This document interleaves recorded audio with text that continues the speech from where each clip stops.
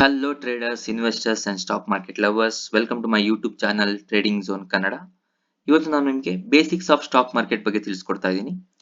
ಈ stock market ಅನ್ನೋ ಪದನ ನೀವು ಇತ್ತೀಚಿನ ದಿನಗಳಂತೂ ತುಂಬಾ ಕಡೆ ಕೇಳಿರ್ತೀರಾ. ಯೂಟ್ಯೂಬ್ ಆಡ್ಸ್ ಅಲ್ಲಿ ಆಗಿರ್ಬೋದು, ಟಿವಿ ಆಡ್ಸ್ ಅಲ್ಲಿ ಆಗಿರ್ಬೋದು, ತುಂಬಾ ಕಡೆ ಕೇಳಿರ್ತೀರಾ. ಹಾಗಂದ್ರೆ ಈ ಸ್ಟಾಕ್ ಮಾರ್ಕೆಟ್ ಅಂದ್ರೆ ಏನು, ಇದರ ಬೇಸಿಕ್ಸ್ ಬಗ್ಗೆ ನಾನು ಇವತ್ತು ಈ ವಿಡಿಯೋದಲ್ಲಿ ತಿಳಿಸ್ಕೊಡ್ತಾ ಇದ್ದೀನಿ. Basics of stock market. ಮೊದಲನೇದಾಗಿ ಶೇರ್ ಅಂದ್ರೆ ಏನು, ಸ್ಟಾಕ್ ಅಂದ್ರೆ ಏನು ಅಂತ ತಿಳ್ಕೊಳ್ಳೋಣ. ಶೇರ್ ಅಂದ್ರೆ ನೇಮಲ್ಲೇ ಇರೋ ತರ ಒಂದು ಪಾಲು ಅಂತ ಅರ್ಥ. ಅದೇ ಈ ಸ್ಟಾಕ್ ಮಾರ್ಕೆಟ್ ಟರ್ಮ್ಸ್ ಅಲ್ಲಿ ಶೇರ್ ಅಂದ್ರೆ ಒಂದು ಕಂಪನಿಯ ಓನರ್ಶಿಪ್ ನ ಒಂದು ಭಾಗ ಅಥವಾ ಒಂದು ಪಾಲು ಅಂತ ಅರ್ಥ. ಅದೇ ರೀತಿ ಸ್ಟಾಕ್ ಅಂದ್ರೆ ಇದು ಕಂಪನಿಯ ಓನರ್ಶಿಪ್ ನ ಒಂದು ಭಾಗ ಮತ್ತು ಒನ್ ಆರ್ ಮೋರ್ ಕಂಪನೀಸ್ ನ ಓನರ್ಶಿಪ್ ನ ಒಂದು ಭಾಗ ಅಂತ ಅರ್ಥ. ಸ್ಟಾಕ್ಸ್ ಅಂದ್ರೆ ಒನ್ ಆರ್ ಮೋರ್ ಕಂಪನೀಸ್ ನ ಓನರ್ಶಿಪ್ ನ ಒಂದು ಭಾಗ ಅಂತ ಅರ್ಥ. ನೆಕ್ಸ್ಟ್, ಸ್ಟಾಕ್ ಮಾರ್ಕೆಟ್ ಅಂದ್ರೆ ಏನು ಅಂತ ತಿಳ್ಕೊಳ್ಳೋಣ. ಈಗ ಫಾರ್ ಎಕ್ಸಾಂಪಲ್, ನೀವೊಂದು ಆಪಲ್ ತಗೋಬೇಕು ಅಂತ ಅನ್ಕೊಂಡಿದ್ದೀರಾ ಅನ್ಕೊಳ್ಳಿ. ನೀವು ಆಪಲ್ ತಗೊಳಕ್ಕೆ ಫ್ರೂಟ್ ಶಾಪಿಗೆ ಹೋಗ್ತೀರಾ. ಓಕೆನಾ, ಫ್ರೂಟ್ ಶಾಪ್ ಅವನ ಹತ್ರ ಆಪಲ್ ತಗೊಂತೀರಾ. ಫ್ರೂಟ್ ಶಾಪ್ ಅಂದ್ರೆ ಒಂದು ಫ್ರೂಟ್ ಮಾರ್ಕೆಟ್ ಅಂತ ನೀವು ಕರಿತೀರಾ.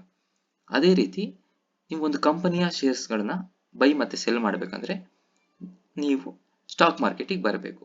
ಅಂದ್ರೆ ಸ್ಟಾಕ್ ಮಾರ್ಕೆಟ್ ಅನ್ನೋದು ಒಂದು ಮಾರ್ಕೆಟ್ ಪ್ಲೇಸ್ ಆಗಿರುತ್ತೆ. ಇಲ್ಲಿ ನೀವು ಕಂಪನಿಗಳ ಶೇರ್ ಗಳನ್ನ ಬೈ ಮತ್ತೆ ಸೆಲ್ ಮಾಡುವಂತ ಒಂದು ಜಾಗವಾಗಿರುತ್ತೆ. ಇದಕ್ಕೆ ನಾವು ಸ್ಟಾಕ್ ಮಾರ್ಕೆಟ್ ಅಂತ ಕರಿತೀವಿ. ಓಕೆ, ನೆಕ್ಸ್ಟ್, ಸ್ಟಾಕ್ ಎಕ್ಸ್ಚೇಂಜ್ ಅಂದ್ರೆ ಏನು. ಸ್ಟಾಕ್ ಎಕ್ಸ್ಚೇಂಜ್ ಅಂದ್ರೆ ಇದೊಂದು ಸೆಂಟ್ರಲೈಸ್ಡ್ ಅಥವಾ ರೆಗ್ಯುಲೇಟೆಡ್ ಮಾರ್ಕೆಟ್ ಪ್ಲೇಸ್ ಆಗಿರುತ್ತೆ. ಅಂದ್ರೆ ಇದು ಒಂದು ಗವರ್ಮೆಂಟ್ ರೆಗ್ಯುಲೇಟೆಡ್ ಮಾರ್ಕೆಟ್ ಪ್ಲೇಸ್ ಆಗಿರುತ್ತೆ. ಇಲ್ಲಿ ಪೀಪಲ್ ಅಥವಾ ಆರ್ಗನೈಸೇಷನ್ಗಳು ಕಂಪನಿಯ ಶೇರ್ ಗಳನ್ನ ಬೈ ಮತ್ತೆ ಸೆಲ್ ಮಾಡುವಂತ ಜಾಗವಾಗಿರುತ್ತೆ. ಫಾರ್ ಎಕ್ಸಾಂಪಲ್, ನಾನು ಸ್ಟಾಕ್ ಮಾರ್ಕೆಟ್ ಅಂದ್ರೆ ಹೇಳಿದೆ ನಿಮಗೆ. ಸ್ಟಾಕ್ ಮಾರ್ಕೆಟ್ ಅಂದ್ರೆ ಏನು, ಒಂದು ಕಂಪನಿಯ ಶೇರ್ಸ್ ಗಳನ್ನ ಬೈ ಮತ್ತೆ ಸೆಲ್ ಮಾಡುವಂತ ಒಂದು ಜಾಗ. ಇಲ್ಲಿ ಸ್ಟಾಕ್ ಎಕ್ಸ್ಚೇಂಜ್ ಅಂದ್ರೆ ನೀವು ಕಂಪನಿಯ ಒಂದು ಶೇರ್ ನ ಬೈ ಮಾಡ್ಬೇಕು ಅಂತ ಅನ್ಕೊಳ್ಳಿ. ನಿಮಗೆ ನೀವು ಬೈ ಮಾಡಬೇಕಂದ್ರೆ ಇನ್ನೊಬ್ರು ನಿಮಗೆ ಸೆಲ್ ಮಾಡೋರು ಇರ್ಬೇಕಾಗುತ್ತೆ. ಅದೇ ತರ ನೀವು ಒಂದು ಕಂಪನಿಯ ಶೇರ್ ನ ಸೆಲ್ ಮಾಡ್ಬೇಕಂದ್ರೆ ನಿಮಗೆ ಒಬ್ರು ಬಯರ್ಸ್ ಬೇಕಾಗುತ್ತೆ. ಅದನ್ನ ಆ ರಿಕ್ವೈರ್ಮೆಂಟ್ ನ ಮೀಟ್ ಮಾಡಕ್ಕೆ ಈ ಸ್ಟಾಕ್ ಎಕ್ಸ್ಚೇಂಜ್ ಗಳು ಹೆಲ್ಪ್ ಮಾಡ್ತವೆ. ನಮ್ಮ ಇಂಡಿಯಾದಲ್ಲಿ ಟೂ ಮೇಜರ್ ಸ್ಟಾಕ್ ಎಕ್ಸ್ಚೇಂಜ್ ಇದೆ. ಒಂದು NSE, ಒಂದು BSE. These are India's two major stock exchange. Okay, next, ನಮ್ಮ ಇಂಡಿಯಾದ ಸ್ಟಾಕ್ ಎಕ್ಸ್ಚೇಂಜ್ ಅಥವಾ ಸ್ಟಾಕ್ ಮಾರ್ಕೆಟ್ ನ ರೆಗ್ಯುಲೇಟರಿ ಬಾಡಿಯಾಗಿ security exchange board of India ಅಂದ್ರೆ ಸೆಬಿ ನಮ್ಮ ಇಂಡಿಯಾದ ಸ್ಟಾಕ್ ಎಕ್ಸ್ಚೇಂಜ್ ಅಥವಾ ಸ್ಟಾಕ್ ಮಾರ್ಕೆಟ್ ನ ರೆಗ್ಯುಲೇಟರಿ ಬಾಡಿ ಆಗಿರುತ್ತೆ. ನೆಕ್ಸ್ಟ್, ಇಂಡಿಯಾದ ನಂಬರ್ 1 ಸ್ಟಾಕ್ ಎಕ್ಸ್ಚೇಂಜ್ ಆಗಿರುವ ನ್ಯಾಷನಲ್ ಸ್ಟಾಕ್ ಎಕ್ಸ್ಚೇಂಜ್ ಬಗ್ಗೆ ತಿಳ್ಕೊಳ್ಳೋಣ. ಇದು ಇಂಡಿಯಾಸ್ ಫಸ್ಟ್ ಸ್ಟಾಕ್ ಎಕ್ಸ್ಚೇಂಜ್. ನಮಗೆ ಡಿಜಿಟಲ್ ಟ್ರೇಡಿಂಗ್ ಪ್ಲಾಟ್ಫಾರ್ಮ್ ನ ನಮಗೆ ಪ್ರೊವೈಡ್ ಮಾಡ್ತಾ ಇರೋದು.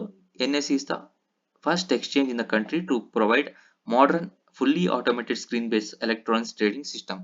ಇದು 1992ರಲ್ಲಿ ಎಸ್ಟಾಬ್ಲಿಷ್ ಆಗಿರುತ್ತೆ ಮತ್ತು ನ್ಯಾಷನಲ್ ಸ್ಟಾಕ್ ಎಕ್ಸ್ಚೇಂಜ್ ನ ಹೆಡ್ ಕ್ವಾರ್ಟರ್ಸ್ ಮುಂಬೈನಲ್ಲಿದೆ, ಮಹಾರಾಷ್ಟ್ರದ ಮುಂಬೈನಲ್ಲಿದೆ. ಮತ್ತು ನ್ಯಾಷನಲ್ ಸ್ಟಾಕ್ ಎಕ್ಸ್ಚೇಂಜ್ ನಲ್ಲಿ 2000ಕ್ಕಿಂತ ಅಧಿಕ ಕಂಪನಿಗಳು ಲಿಸ್ಟ್ ಆಗಿದೆ. ಮತ್ತು ನ್ಯಾಷನಲ್ ಸ್ಟಾಕ್ ಎಕ್ಸ್ಚೇಂಜ್ ನ ಬೆಂಚ್ ಮಾರ್ಕ್ ಇಂಡೆಕ್ಸ್ ಆಗಿ ನಾವು ನಿಫ್ಟಿಯನ್ನು ಕನ್ಸಿಡರ್ ಮಾಡ್ತೀವಿ.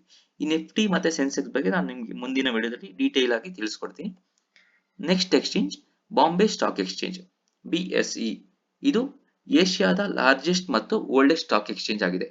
ಬಾಂಬೆ ಸ್ಟಾಕ್ ಎಕ್ಸ್ಚೇಂಜ್ ಅನ್ನೋದು ಇಡೀ ಏಷ್ಯಾದಲ್ಲೇ ಲಾರ್ಜೆಸ್ಟ್ ಮತ್ತೆ ಓಲ್ಡೆಸ್ಟ್ ಸ್ಟಾಕ್ ಎಕ್ಸ್ಚೇಂಜ್ ಆಗಿದೆ.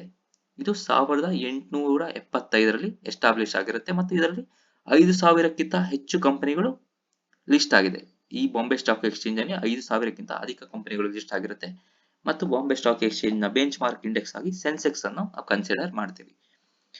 ಇದಿಷ್ಟು ಬೇಸಿಕ್ಸ್ ಆಫ್ ಸ್ಟಾಕ್ ಮಾರ್ಕೆಟ್ ನ ವಿಡಿಯೋ ಆಗಿತ್ತು.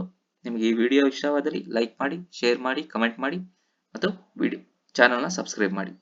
Thank you everyone.